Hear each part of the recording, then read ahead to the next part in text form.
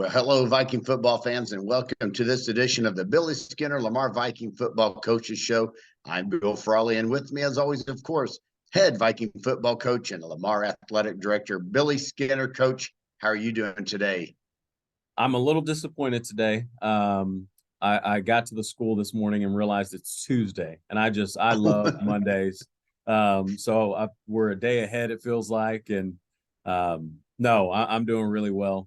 Monday's practice was it was impressive on both sides of the ball, impressive on special teams. So got a little pep in our step, which is really nice.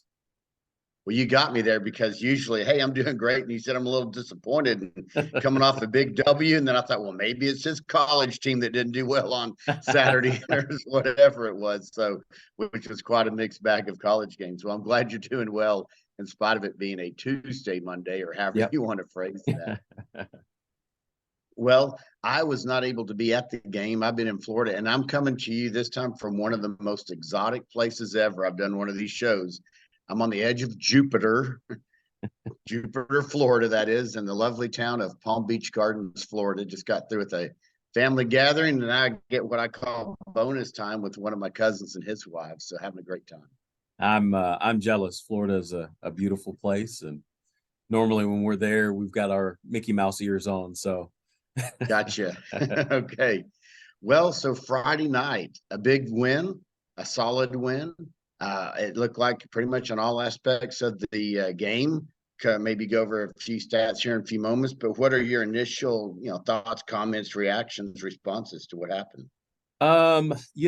Pleased with the effort. That was the biggest thing that I shared with our kids going into the week is one, we're going to go against a team that's well coached. We're going to go against a team that they were fighting and are fighting for a playoff spot. And so you can't assume anything. You can't look at records and think that you're going to do this or you're going to do that. I mean, if you were to look at the records, we've got one win. They had 0 wins. It's not like it was the opposite way where we're undefeated going in. So I challenged our kids to have a mindset of backs against the wall and just really the thought process last week was do your job well.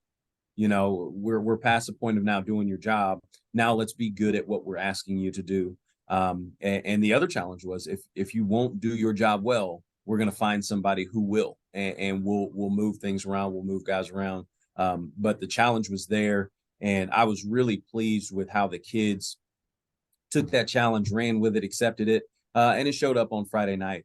We were very aggressive offensively and defensively, and kids made plays when the opportunity came to them. Very excited for a kiddo named Camille Pruitt, who he has been on our JV the first 5 weeks of the year, first 6 weeks of the year, and he's been doing a great job there. And I looked at him last week and I said, hey man, it's time, you're ready. And he said, yes sir, I am. And he got the game started off with about a 60-yard bomb and never looked back. So I mean, that kid's averaging about 40 yards a touch right now, which is really, really impressive.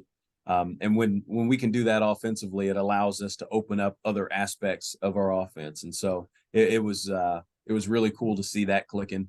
And then defensively, just I know we talk about Cooper Barnard a lot, but that dude is an absolute animal. I mean, he's very difficult to block. He's always flying around. He's always making plays. And then you got a guy like Porter Johnson, who already has 5 interceptions this year. And when you've got a kid that can lock down, that can lock down a side of the field because teams are going to take shots vertically. It's just it's good offense. And when you've got somebody that's their strong point and they play the ball in the air really well, that makes for us to have a good defense. And so I was really just pleased with all of those things. I was pleased with Isabella Mickelson, who stepped in this week and did the kicking for us. And she was very efficient on extra points. She was very efficient on our kickoffs, and she was very efficient on our field goal team. So it was a good week. It's interesting because you brought up a couple of things here. Now, one, reminding players, hey, it's not just do your job, but do it well because someone else is waiting in the wings to step up and do their best and do it well. This will sound silly, but it reminds me of a girlfriend I had in college one time. She said, "You know, you're replaceable." but That's but but there's this part of the team where yeah, that's kind of interesting, right?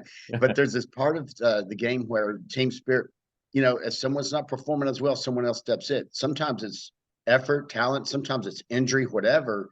And it's nice to have people that can step in and step up yep. and do their job well, however that comes about. No doubt. And we taught our kids about the concept of meritocracy, and you get what you earn. And if you want more time, or if you want the ball, or if you want this, or you want that, okay, it's a meritocracy. Go earn it. Go show us why you are that guy. Show us why we need to put the ball in your hands, or show us why we need to put you on the field defensively. So I think the kids really stepped up to that call. And this week we're going with not only do your job well, now do your job better, because we want to keep raising the level. We want to keep raising the expectations for our kids. We want to prevent comfort. We don't want anybody to feel like anything is given. We don't want anyone to feel like anything as far as positions safe and protected. We want an edge all the time. And so we're going with that. Here's another guy that doesn't get his name called out quite as much, and he's probably been brought up at least once or twice by you on these shows. But Elijah Horner, he had 14 carries for 102 yards, if I'm not mistaken. Yeah, that's correct. 7.3 yards every time he touched the ball. Yes, he came in. He came in as a closer for us. He didn't play much in the first half, but we knew if we did everything we wanted to do in this game, that fourth quarter, that second half, we were going to be winding down that clock, running it, and so he took that role, and I mean really had some good success in it, and was a star in that role that we asked him to accomplish. And I mean, there are times he's just bouncing off of tacklers, or you see him getting the edge whenever somebody jumps inside, and he's getting down the field with his shoulders square. Yeah, he really stepped up this week, and we're really excited to see him have success. Well, that's great, and it's. I'm just looking at kind of the box score of the game because he had 102. Anderson, Sidney Anderson had 52. Peterson had 22. Carey ran for 42. So there's a lot of options available in the running game as well as in the receiving, because had 118 yards receiving, Little 69, Peoples Jr. 71, and Pruitt, you said 72. So that's got to be something that keeps the other team guessing off balance. Who will they give the ball to? Bringing in fresh legs. Yep. A spread offense. Which receivers are it going to go to? Well, and that's the thing that I like about our offense, and that I think we do really well is we spread the rock around, and I think it's important just for what you said, that they can't if they look at number 14 too hard, then 15 and 6 and 8, they're going to have opportunities to make plays in the pass game. If they want to play really soft and play heavy over the top, that'll allow for Sidney and Horner and Gentry to get those carries, and it'll allow for Gannon to rip off some runs. So us being able to spread it around allows for that balance, where what you're always looking for offensively. And I think we've been trying to get to that all season long. And I think the kids now have more confidence in it because we were able to execute it this week, but we were able to execute it fast. When you come see us in the next couple of weeks, what I challenge you to see is just how quickly we are doing our stuff now, how quickly we're lining up, how quickly we're getting the ball snapped. It makes a difference. And I was so proud of our kids for being able to execute that. Sure enough. And I'll just go back one point. If you hear a dog, that's Bruno, the watchdog here at my cousin's house. I don't know if you heard the dog barking, but that's Bruno. Big, hefty, 12, 15-pound watchdog. It's like, there we go. Bruno might make an appearance in a moment. We'll see. But love it. Talking about the depth, and I'm just come here, Bruno. Come here. Come here. Come here, Bruno. Let's go, Bruno. Jupiter's finest right there. And I just want to go back one moment, if we can, on the depth of things, even in the kicking game. Isabella Mickelson, and how wonderful is that? A female player steps up to the varsity level and can become your go-to person when it's needed. Yeah, and there's no flinch in our staff, and there's no flinch in her.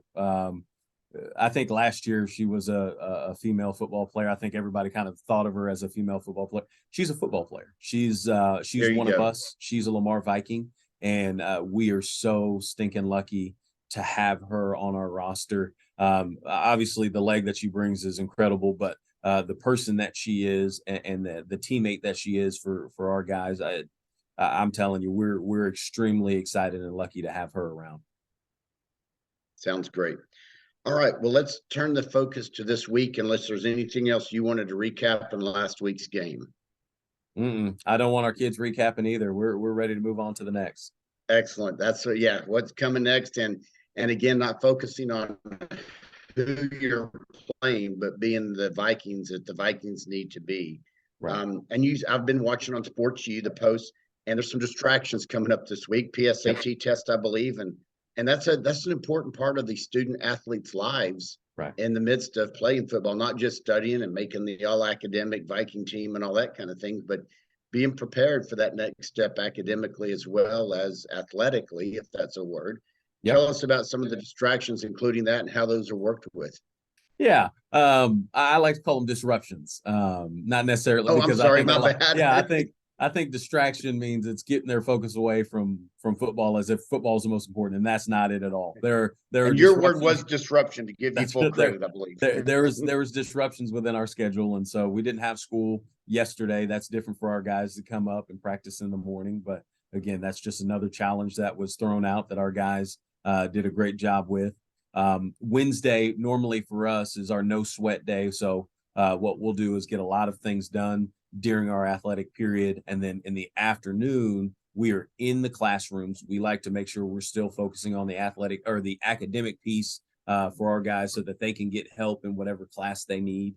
And so this Wednesday, we've got the PSAT. We don't have the athletic period.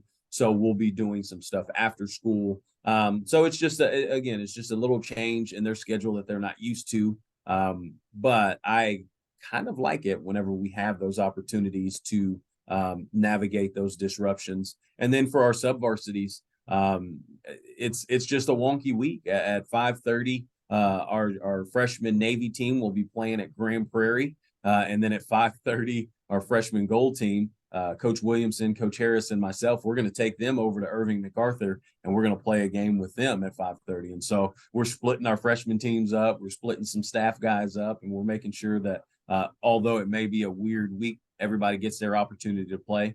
JV-wise, our JV Gold is used to playing the early game. Our JV Gold gets to play the primetime spot at 7:30 versus Arlington High this week. And our JV Navy, they're used to playing in that primetime spot, but they get a little matinee action at 5:30 this week. So it's there are opportunities to complain, there are opportunities to blame on disruptions, but we take them as opportunities to adapt. And so we're excited about this week. Yeah, because looking at the summary of the schedule, freshman gold at Irving MacArthur, and then freshman Navy at the Gopher Bowl, JV gold versus Arlington, and then versus Grand Prairie. So lots of games and lots of locations for the sub-varsity. Yep. And I think that's something that people probably either take for granted, or like you said, once in a while someone might complain about it. Why do we have all these games in different places? But what a job you guys are, make sure every level gets to play and every team at every level, because some teams don't have two freshmen or two JV teams. No doubt about it. And if our kids are going to work as hard as they've worked all year in the classroom, we're going to work as hard as we can for them to make sure that every single kid in our program gets to play 10 games. And sometimes that's difficult, but at the same time, we're going to adapt and we're going to do what we need to make sure that we're taking care of our kids. Sure enough. All right. Well, then Friday night is, of course, the game the varsity plays the Grand Prairie Gophers. They have yet to win a game, but you don't focus on that. You focus on playing a team that has a very split offense in terms of rushing yards, passing yards. So you got to be ready for anything. They've given up somewhere around 40 points per game, but again, can't take anything for granted. You have to take each possession at a time, like win the day, win the possession, win the down, right? That's right. And you know what? Let me say this about Grand Prairie, because for the last 3 years, I've got to see them on tape, and I've got to see quite a few of their games. And the job that Tony Tatamy, the head football coach over there, the job that he does with his groups, there's not a team that comes out and I think plays harder for the duration of a football game than Grand Prairie. And sometimes you think, hey, 0 wins and these stats and this stat, and they're not a good football team. That's not the case. They're a good football team. They give everybody all that they want, and they're a football team that can jump up and surprise you if you don't take care of your business, if you don't focus on the mundane things of football, because they're always going to be in the right spot. They do a great job of tackling on defense. They do a great job offensively. They've got some of the best scheme. I'm telling you, their coordinators offensively and defensively are some of the best in the game. And I can tell you easily that crew, that staff could be the staff of the year in our district because of what they do with their kids and how hard they get those kids to play on a game-to-game basis. It's incredible. So I know people are going to look at box scores and people are going to look at records and think, hey, this is going to look like last week or whatever. You cannot have that mindset playing against a team like Grand Prairie High School. So they're a team that's capable of beating anybody. And I hope our kids understand that message. I hope our families understand that message. There is no given. You go and you have to earn anything you're going to get against this team. Well, and very true. And you brought up something that puts a thought in my mind. All the statistics show up in the box score: rushing yards, passing yards, tackles for loss, all that stuff. But heart and fight don't show up. And a team like the Gophers has it, the Vikings have it, so many other teams have it, and you can't let that go unassumed or unprepared for. Right. Yep, no doubt. Okay. Playing in the Gopher Bowl, that's where the game is on Friday night at 7:00, is interesting because that field is, there's hardly any sidelines. The corners come right at the corners of the end zone of the rounded parts of the stadium. It truly is a little bowl. Yep. Does that make it difficult in various ways? The shorter, narrower sidelines, corners of the end zone? Yeah, no. I mean, I like it. It's a different spot, but the one thing that you have to be on top of is you have to be on top of your guys who aren't on the field. You got to make sure that they understand, hey, this week when we say you're behind the blue, that means you're 2 steps behind the blue because it's a smaller space. I have to do a really good job of communicating with our officials pregame and during the game to let them know that I'm doing everything I can to make sure we're keeping that sideline nice and secure so that they can have the white to run through and that they have their sideline under control, all that good stuff. So there's some of that's required when you play over there, but that's part of it. I think the difficult piece of Grand Prairie is when you're going down to the field from the locker rooms. I mean, it is probably the steepest ramp I've ever seen. It's like the hill over at Brown and Green Oaks. I mean, it's a straight shot down and a straight shot up. So, you got to tell your kids, be careful with their cleats, not to run up and run down. But no, it's a cool venue. There have been some really good battles there. And so I enjoy playing at the Gopher Bowl. I walk that Davis Drive Hill at Davis and Green Oaks, that steep one. I walk that every morning when I'm at home pretty much, and that is steep. I don't run it, I walk it, and it's steep enough for that. So good comparison. Here's an obscure question that came to my mind. All right, so let's say you have an injured player during the game. There's not much room for the medical tent or the treatment stuff. Do you try to take care of them if they need some attention on the sideline in that narrow area, or do you take them off the field to the locker room? Yeah, it really depends on severity and those kind of things. If we get access to the Gator, obviously we'd like to get them up towards the locker room to take care of them. But if it's something that's dire and we need to make sure we're going to take care of them right there on the sideline. So we've got we've got the best athletic training staff in the game, and so they do a good job of communicating what they need, and we make sure we take care of that. So if they need the kid in a Gator and getting upstairs, we're going to make sure they get that. If they need some space on the sideline, we're going to cater to that too, because they're making sure our kids are safe, and so that's a big deal. you just mentioned, and y'all do the Rachel, Bryant, all the training staff, even into the students. Another thought popped into my mind, Mhm. but how important is it to have the students who are involved in that training program that come out and assist with either stretching out a cramp or following up on what the one of the actual paid trainers says to do? Yeah, they're massive and they're such unsung heroes. Um, we try to make sure our kids understand and our players understand that um, they are here to serve, um, but they are also a huge part of our team, and so we try to take care of them. We try to make sure that we let them know how much we appreciate them. Sometimes I got to coach our guys during practice.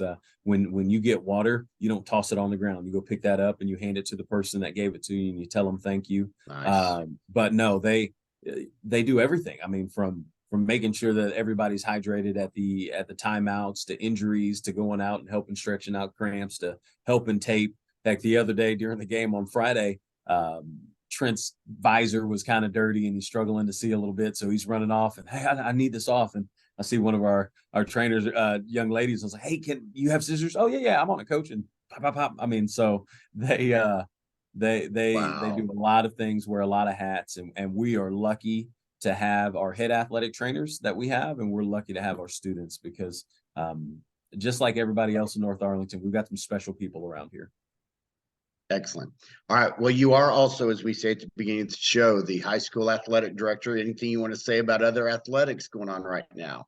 We have a busy week on the north side. So this morning we're actually going to go out to Tangle Ridge. I could be wrong. Prairie Lakes. We're going to go out to Prairie Lakes and watch our boys and girls golf team tee off and get after it a little bit. So I'm excited to watch them compete. It's going to be hard for me though. I struggle to watch golf and not want to take a club out and shank a couple balls, lose a couple balls. So um, we're going to go do that this morning. This afternoon, we've got some playoff tennis, the Lamar Vikings versus JJ Pierce from Richardson. We're going to kick off at 3 o'clock out here. What is a tennis kickoff? Is it A first serve. a first serve? There we go. So we're gonna get our first serve. I just said it Uh, confidently, like yeah, I it was know, awesome. but It there it sounds is. good. So we're gonna get our first serve going at 3 o'clock, and anytime you get some playoff competition, that's going to be exciting. So we're excited to see the Vikes compete there. And then this evening, we've got our spiking Vikings headed out to Sam Houston, and they're going to take on the Lady Texans. And so we got some district volleyball going. It's a big week. Well, I like how you talked about your temptation to go out there and shank a couple of balls while watching golf. And I've Oh, watched some it's high school golf a couple of times, and I played golf one time in my life, and I shot a 92. no way. But I was too tired to play the back nine. That's funny. All right, Oh, coach. you know what Any, else we've got? I forgot yeah. about this. We've got district cross country on Thursday. Oh And man. so yeah, that's going to be exciting to go out and watch our kiddos run and compete. Cooper Schutte, who's actually going to be on our football roster, helping kicking and all those things. He's also running cross country, and he's one of our top runners and one of the top runners in the area. So excited to go watch him compete and cheer him on with the rest of the Vikes. Well, my son Charlie did cross country at least 2 or 3 seasons while he was at Lamar several years ago. And I'll tell you, it is important. Those runners feed off of the fan support. No So doubt. even if you don't have a child, grandchild, nephew, niece, where go out there and just cheer them on, because as they run by, especially towards the end of that stuff, they're like they're depending on some support. No doubt about it. No doubt about it. And they are some of the toughest athletes on our campus. I mean, uh, when you have athletes that you can't punish with running because they just absolutely love it, like you got some tough suckers with them playing. All right. That's true. That is very true. All right. So still looking for some more sports drinks, I would assume. All the time. We will take it. These kids, I'm curious how many gallons of Gatorade our kids have put down this year. I mean, because we're going through it. And that's Wow. great. I love it. No, and I think it's really important for them. It's good to see our kids going out competing and not cramping a ton. And I think a big piece of it is their bodies know that Gatorade's coming to replenish.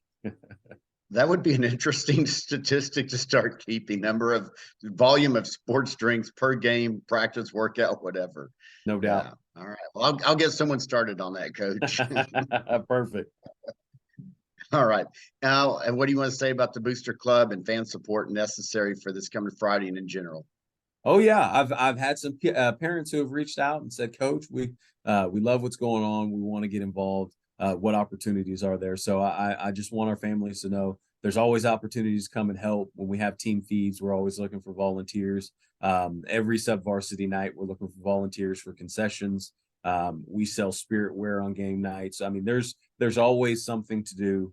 And I tell you, these kids, they light up when they walk out and they see that their parents are there and helping and investing in their program, because there is a lot of pride for our kids in this program. And so when parents take an active role, it means a lot. So if you want to get involved, if there's anything you want to do here, just reach out to me and we can find a role for you. So we've got the best booster club board around, and they are always looking for ways to, coach, how can we get more people involved? How can we help? And it's awesome. All right. Well, it must be time to wrap up because my coffee cup is empty. That sounds about That's the right. goal this week. I know you got things to do as well. Well, thank you as always for making time for these shows. The players, the families, people, we do truly have an international audience on these things as well as our game broadcasts. So thank you again for all that. Anything else you want to add before we wrap it up this week? I've got nothing. I'm excited to get back to work. That sounds great. Well, thank you for making time to watch these shows. Thank you, Coach Skinner. And until next time, I'm Bill Frawley with head football coach Billy Skinner. Say FND. VFND.